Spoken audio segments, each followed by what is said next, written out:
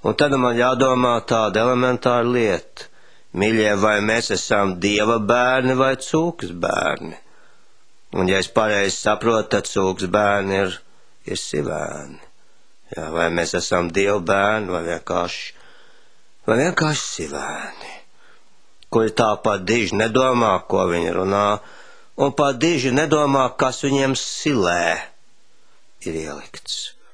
Jā, vai mēs neesam sivēni pie silas, kas tā kviekdami, jaunu gadu, jaunu laimu un tā tālāk un tā uz priekšu un būs. Jā, bet to mācību, ko tev kāds cūkēdienas samazs, kāds ir nolējis priekšā, un piedodiet tagad tauta rukšķēdam tur ņemās. Es vēlreiz saku, piedodiet, atvainojiet, tāds es esmu. Jā. Paldies, ka tu rādio draudz man pieņem tāds, kāds es esmu. Ar visu varbūt to skarbo valodu. Bet kā es vakar iznācu uz ielas, lai kā parasti 1. janvārī dotos uz pansionātu, kad es biju tik daudz dzirdējis, negribot, bet dzirdējis, kā ir cūks. Ja domāju, interesanti, iekāps trolejbusā, vai tur cilvēki runās latviski vai jau rukšķēs. Jā. Iešu pa ielu, vai tagad latvieši rukšķēs, vai vēl runās latviski. Ja man tas uzdzen nelabumu.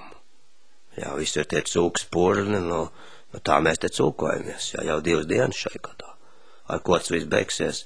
Es dzirdēju kādu reklāmu, kādu aicinājumu piedalīties pasākumā, kas veltīts it kā Ziemassvētkiem, it kā jaunajam gadam, it kā zvaigznes dienai, ja viss kopā, ļoti tautisku, ļoti austrumniecisku pie viena, un man liktā rūkt pasmieties kādu frāzi.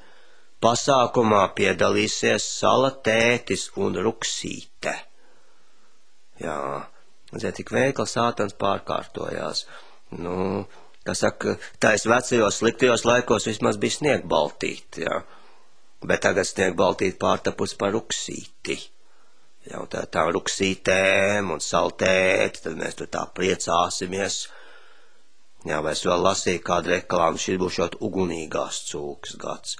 Ziniet, par uguni būtu vērts padomāt. Ja Dieva vārds brīdina, tu vari nonākt Elles ugunīs. Tu vari nonākt tiešām ugunīgā vietā, ko sauc par Elli, un ārā tu no turienes vairs netiksi. Jā, viss jau kārtībā, viss labi.